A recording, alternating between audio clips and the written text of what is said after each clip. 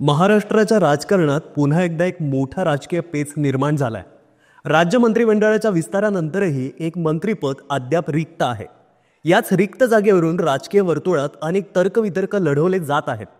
ही जागा नेमकी कोणासाठी राखून ठेवली आहे, कोणत्या मोठ्या नेत्याला यामध्ये संधी दिली जाणार आहे आणि विशेषतः या चर्चेत राष्ट्रवादी काँग्रेसच्या शरद पवार गटाचे ज्येष्ठ नेते जयंत पाटील यांचं नाव का घेतलं जातंय, जाणून घेऊया आजच्या या व्हिडिओमधून। नमस्कार, मी सर्वेश, तुम्ही बघताय सत्य पे सत्ता, म्हणजे थोडक्यात आणि महत्त्वाचं। राज्य मंत्रिमंडळाचा विस्तार नुकताच पार पडला। या विस्तारानंतर राज्यात एकूण 33 कॅबिनेट मंत्री आणि 6 राज्यमंत्र्यांनी आपल्या पदाची जबाबदारी स्वीकारली आहे। पण या चर्चेचा विषय ठरला आहे ते एक रिक्त मंत्रिपद। या रिक्त जागेचा संबंध थेट राष्ट्रवादी काँग्रेसच्या शरद पवार गटाचे ज्येष्ठ नेते जयंत पाटील यांच्याशी जोडला जात आहे।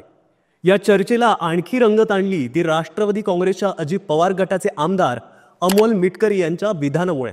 हिवाळी अधिवेशनादरम्यान नागपूर येथे बोलताना त्यांनी स्पष्ट शब्दात सांगितलं की मागे एक जागा जयंत पाटील यांच्यासाठी खाली ठेवली होती, लोकसभेनंतर ते आले नाहीत, आता पुन्हा वन डाऊनसाठी ही जागा रिक्त ठेवली आहे। मला वाटतं योग्य वेळी योग्य निर्णय ते घेतील। अमोल मिटकरींच्या या विधानामुळे संपूर्ण राज्याच्या राजकारणात खळबळ उडाली। मिटकरींनी ही वक्तव्य रणनीती म्हणून केलं आहे का, की यामागे काही वस्तुस्थिती आहे, याचा अंदाज बांधणं गरजेचं आहे। जयंत पाटील हे महाराष्ट्राच्या राजकारणातील एक अनुभवी, विश्वासार्ह आणि लोकप्रिय नेते आहेत।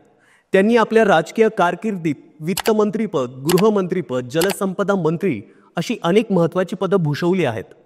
इस्लामपूरच्या मतदारसंघात त्यांचा प्रभाव आणि सातत्याने मिळणारं त्यांना यश त्यांना आणखीन बळकटी देतं। शरद पवार गटाचे ते एक महत्त्वाचे आधारस्तंभ मानले जातात आणि त्यांच्या जाण्याने पक्षाला मोठं नुकसान होऊ शकतं।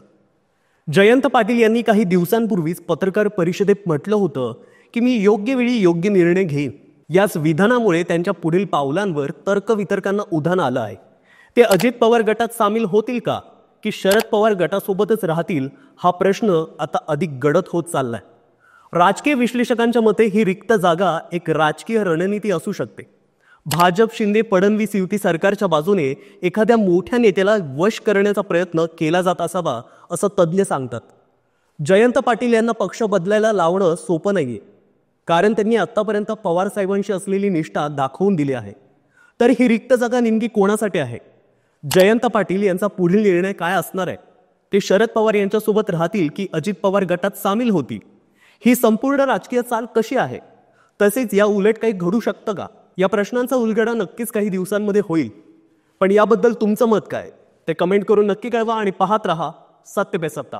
अहो मला सारखा दम लागतोय हो। आज माझा अजिबातच मूड नाहीये। मला ना कसं तरी होतंय, माझ्या हातापायाला मुंग्या येतायत हो। माझं खूप डोकं दुखतंय आज। अहो माझ्या थायरॉइडच्या गोळ्या संपल्या आहेत, लवकर आणून द्या ना। या सगळ्या कुरकुरी आपण देखील रोज ऐकता का? हो ना। अहो या त्रासावर सोपा उपचार आहे, डॉक्टर चाटेज होमिओपॅथी क्लिनिक।